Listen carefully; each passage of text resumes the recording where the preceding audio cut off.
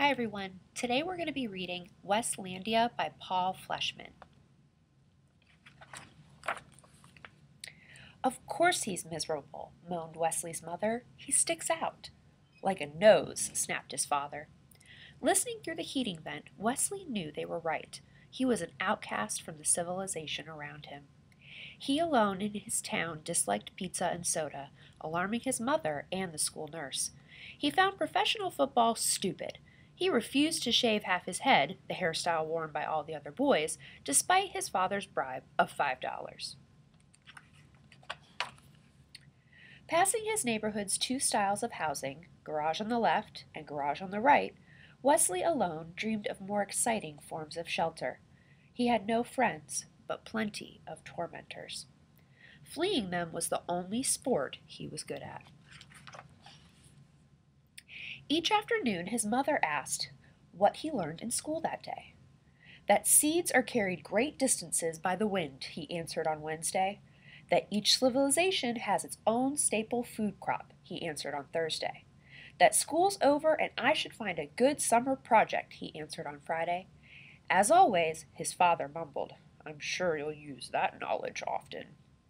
Suddenly, Wesley's thoughts shot sparks. His eyes blazed. His father was right. He could actually use what he learned that week for a summer project that would top all others. He would grow his own staple food crop and found his own civilization. The next morning he turned over a plot of ground in his yard. That night a wind blew in from the west. It raced through the trees and set his curtains snapping. Wesley lay awake listening. His land was being planted. 5 days later, the first seedlings appeared.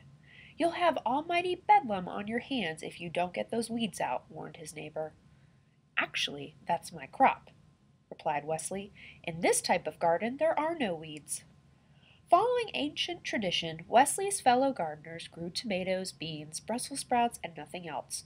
Wesley found it thrilling to open his land to chance, to invite the new and unknown. The plants shot up, past his knees, then his waist.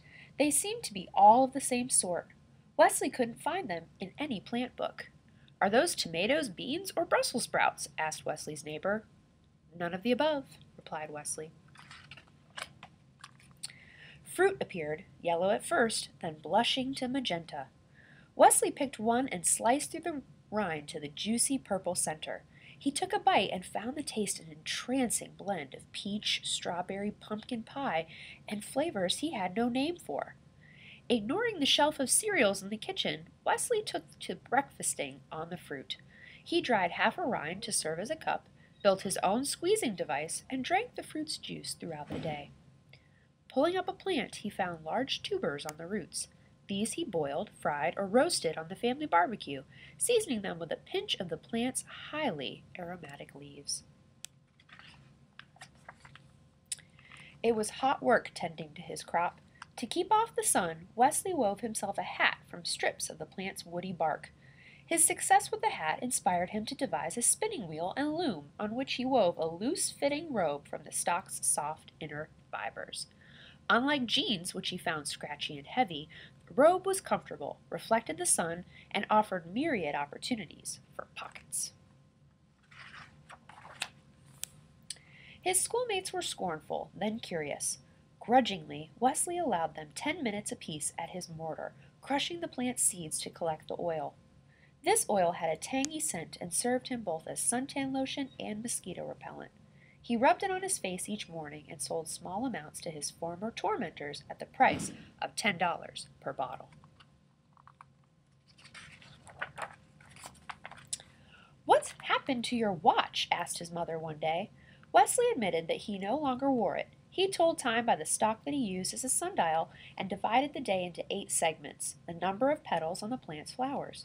He had adopted a new counting system as well, based likewise upon the number 8. His domain, home to many such innovations, he named Weslandia. Uninterested in traditional sports, Wesley made up his own.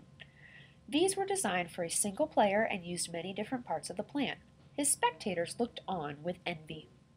Realizing that more players would offer him more scope, Wesley invented other games that would include his schoolmates, games rich with strategy and complex scoring systems.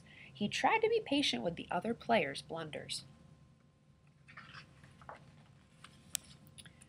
August was unusually hot. Wesley built himself a platform and took to sleeping in the middle of Weslandia. He passed the evenings playing a flute he'd fashioned from a stalk or gazing up at the sky, renaming the constellations.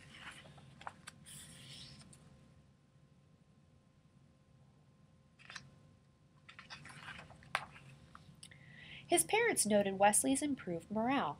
"It's the first time in years he's looked happy," said his mother. Wesley gave them a tour of Weslandia.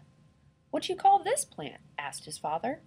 Not knowing its name, Wesley had begun calling it Swist, from the sound of its leaves rustling in the breeze. In like manner, he'd named his new fabrics, games, and foods until he'd created an entire language. Mixing the plant's oil with soot, Wesley made a passable ink. As the finale to his summer project, he used the ink and his own 80-letter alphabet to record the history of his civilization's founding. In September, Wesley returned to school.